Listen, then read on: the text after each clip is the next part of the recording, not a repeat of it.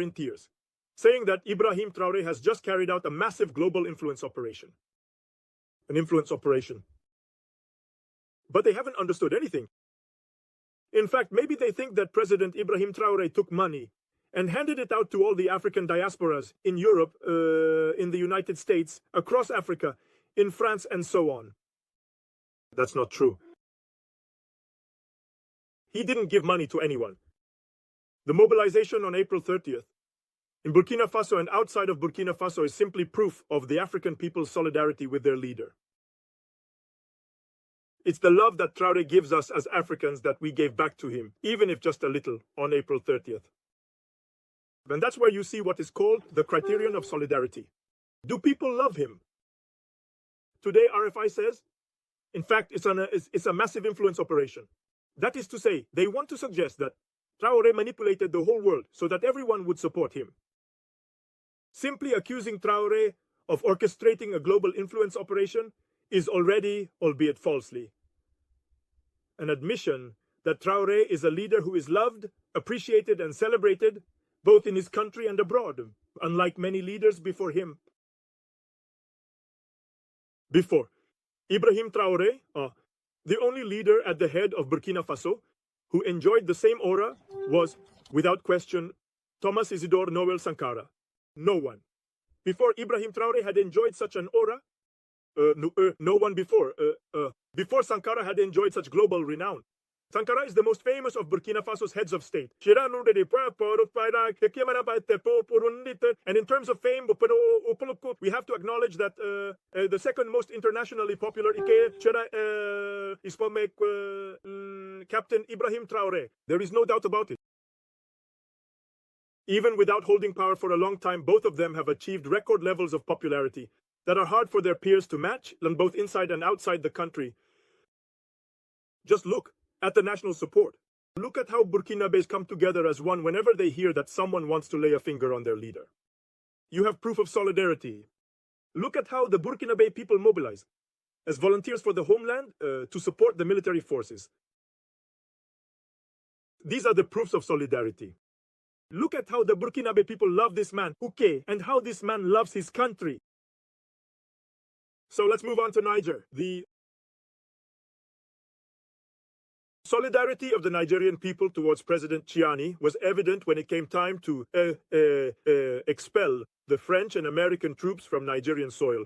Everyone saw the Nigerian people out in the streets, didn't they? What more proof of solidarity and support between a people and their leader do you need?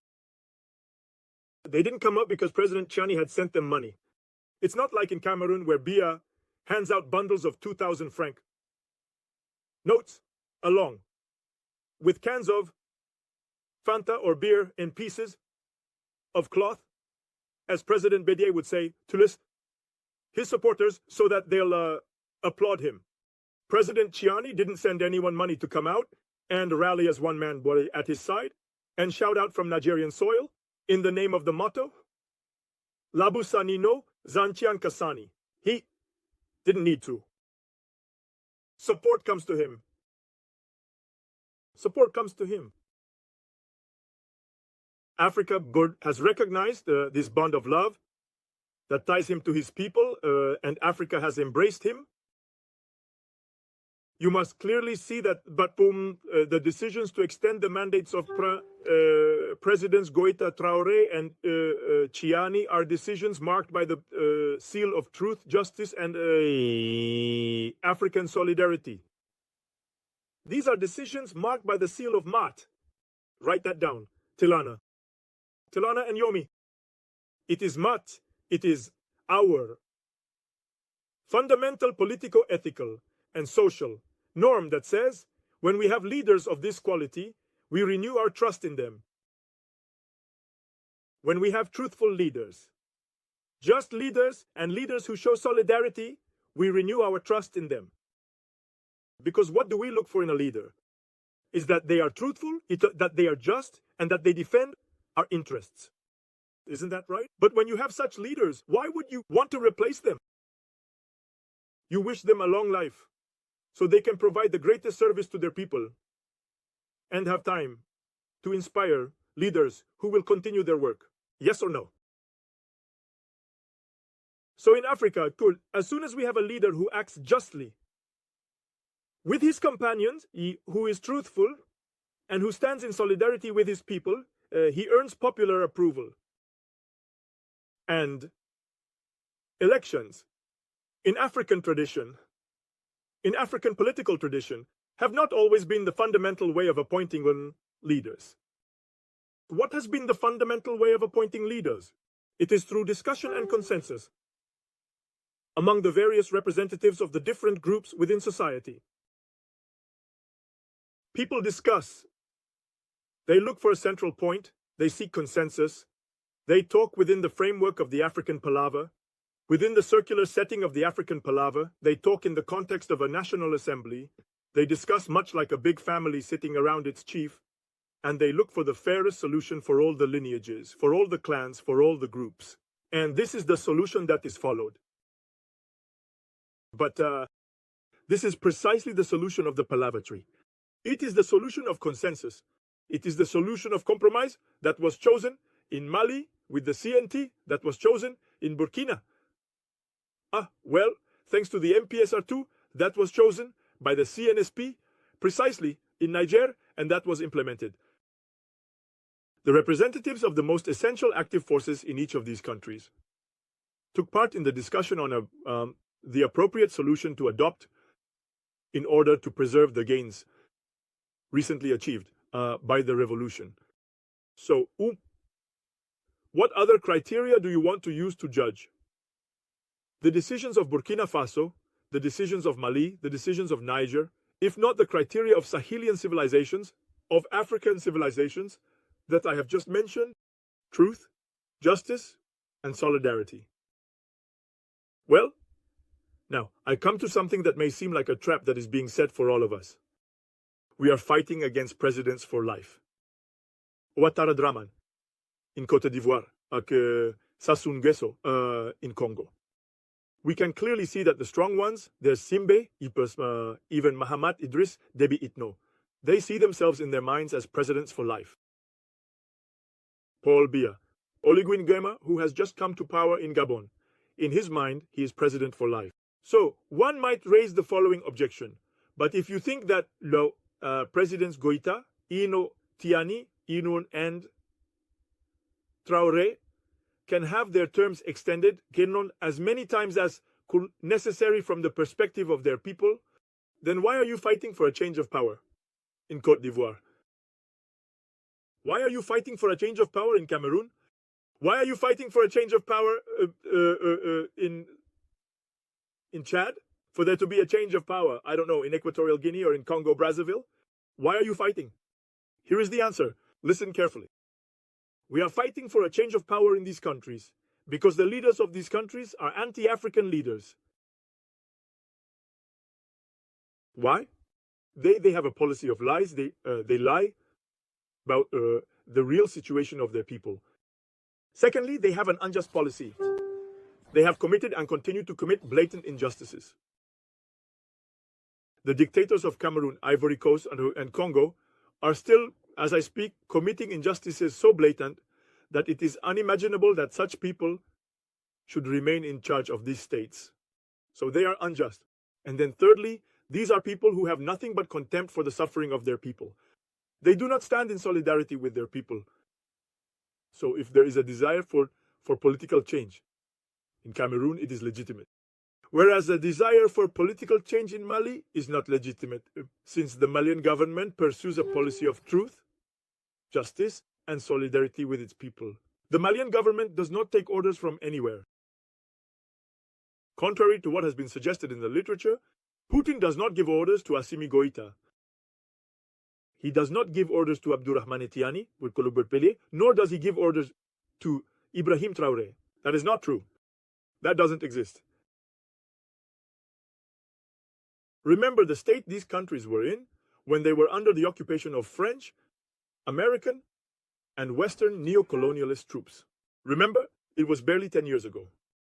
But when you go today to Mali, Burkina Faso, and Niger, you are not confronted with the omnipresence of foreign troops. That is to say, even the Russian presence, which exists within the framework of a mutual defense alliance is not an invasive or intrusive presence. I'm telling you, there was a time in Bamako when you couldn't even go for a swim in a pool. There was a time when you would go to a hotel in Bamako, but the soldiers there, the expatriate soldiers, they would fill up the pools from 8 o'clock in the morning. Local people couldn't even swim anywhere. The soldiers were in the pool all the time. They're strutting around there. You just can't have a life there. They say they've come to fight terrorism, but all we ever see is them swimming in the blue water in Bamako. If you go to those countries now, honestly, you can breathe. It's all right. You don't constantly run into a Western soldier on every street corner anymore. That's over. So how do you expect presidents who pursue such policies to be compared to presidents like Alassane Dramane Ouattara, who is busy organizing the military recolonization of Côte d'Ivoire? Like Patrice Talon, who is organizing the military recolonization of Benin? Tinubu, the military recolonization of Nigeria? How can we compare them to Biya, who continues to make Kamerun a stepping stone for French and American troops? How can we compare them to Obiang Nguema? How can we compare them to Sassou, given their extremely pliable attitude towards foreign military domination? How can we compare them to Matis Sekedi? We are right to want political change out in Côte d'Ivoire. We are right to want political change in Cameroon, Gabon, Congo. We are right.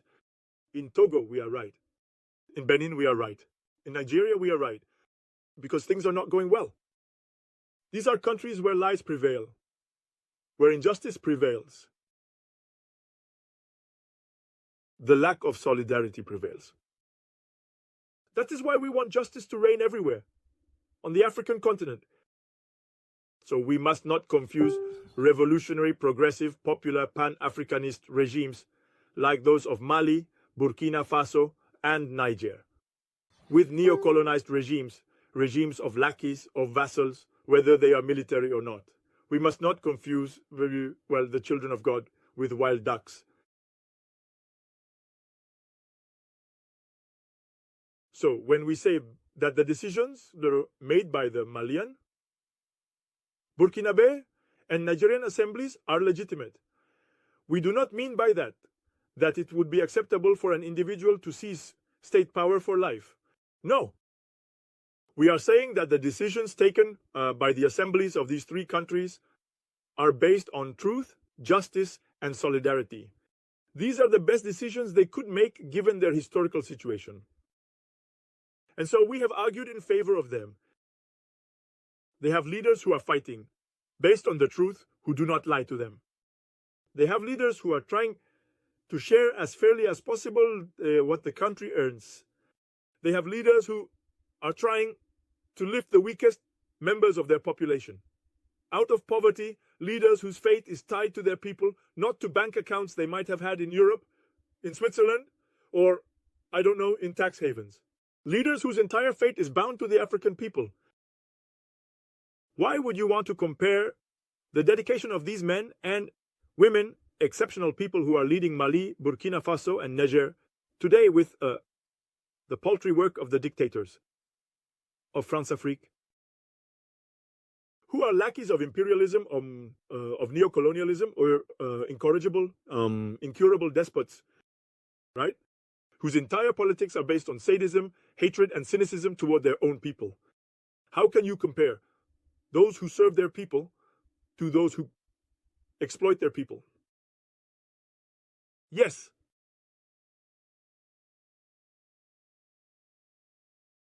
So I will repeat the question I asked at the beginning of this lecture. The question was as follows: can the extension of the mandates of the military presidents of Mali, Burkina Faso, and Niger be considered an infringement on the sovereignty of their people? The answer is no. On the contrary, this extension actually contributes to strengthening that sovereignty. That is the answer. But I would like to add something that I believe is very important. One of the lessons we must learn is that Since Africa is constantly threatened by predation and war, military service, civic military service, should be extended to the entire population as much as possible. Personally, I support the idea that all children of a generation should receive security and military training. That way, when someone becomes president, by the will of the people, no one will say that it was the military who seized power. All African citizens of the generations to come must receive military training. That way, when someone holds power, people will no longer see them as someone who took power for the military. Because every citizen, man or woman, should have military training. Because in fact, they're trying to push us into a debate that claims the military are not fit to exercise political power. That's false. A soldier can exercise political power just as well as a civilian can. There is no handicap to exercising political power because someone is in the military. That's not true. And we need to once again examine the relationship between the army and the people. We Africans must return to the concept of a people's army. Personally, I am against the very idea of separating the army from the people. It's a bad idea. The entire population must first form the people's army. And of course, within this people's army, there can be specialized units. I understand that. But if I had to design the defense policy for my native country, Cameroon, what I would propose, except for individuals who refuse, as I would respect the conscience clause, I don't want to serve under trees, I can understand. Although, for certain positions, someone who doesn't want to serve under the trees cannot access those roles. We should establish as a principle that all citizens, men and women, receive basic military training. Except in cases where there are health-related obstacles or exceptional matters of conscience. This means that later on, when political positions are assigned to individuals, the argument that goes, "Oh, he's a military man," will no longer be valid. Because everyone here in Africa, since we are a continent that has been threatened by predation for 600 years, everyone must have military training. Everyone must have military training. We really need to implement the concept of a people's army. Just as even back then, the Lumumbas, the Moulers, the Pierres, the Ruben Umniobes, the Ernest Wangis envisioned it. This concept, as it is implemented, for example, in Cuba, even today, and in a certain way, even in the Russian Federation, still includes this aspect of an army whose size matches the population of fighting age, a people's army. Because we really need to solve this problem. We are all responsible for our own security in Africa. People need to stop thinking that some are meant to risk their lives for others. And consequently, a complete military training for an entire generation. That is to say, before a girl or boy reaches the age of 25 in Africa, they must have received their basic common training. All the more so for those who are predisposed to become civil servants. I salute Mali, which has initiated a policy of mandatory military training for all civil servants, all state officials in Mali. Implementing this training was not easy, you know, because it forces someone with a doctorate to find themselves running information alongside someone who hasn't even earned their basic education diploma. They learn to fraternize across social, professional, and economic categories. It is truly a school of national unity. The basic common training is given to all members of a generation. So, this is really my final recommendation. We must provide general military training to the African people in order to make them a people potentially armed and easy to mobilize. If we had to resort to homeland volunteers, in Burkina, it is because in Burkina, the principle of the People's Army, which had been conceived under Sankara, was abandoned. We must restore the principle of people's armies. And in this way, the military function will no longer be seen as someone else's responsibility. We, in Africa, must all be the soldiers of our own security. From a certain age, Every young African girl and boy must have received a military training. That is the lesson the world has taught us. That is the lesson that this world has imposed on us, inflicted upon us. We must hold a trowel in one hand to build Africa and a sword in the other to defend it. Everyone must hold a trowel in one hand and a sword in the other. Whoever drops the trowel will not be able to pass on a better Africa. Whoever drops the sword will risk having what they have built destroyed. So, we truly need a policy of popular defense. And this policy of popular defense will help to dispel the suspicions of power confiscation that constantly hang over even in countries undergoing popular revolution between civil society and the army.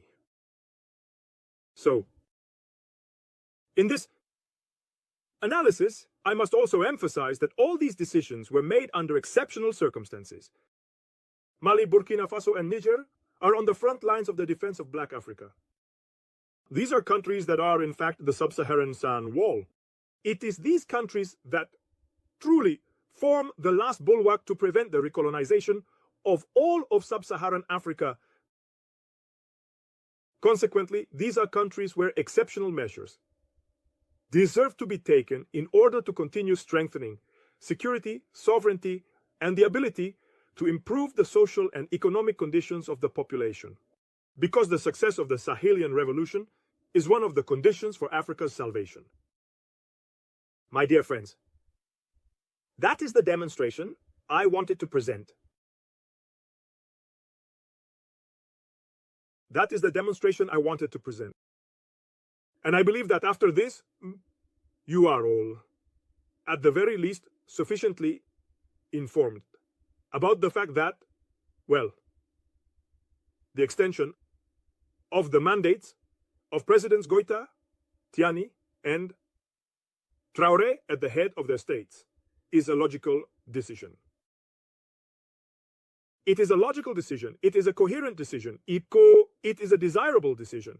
Because these are truthful presidents, not just presidents, and presidents who stand in solidarity with their people. Unlike the old crooked vassal thugs of France-Afrique, who for their part need to clear out to allow Africa, well, to take charge of its own destiny.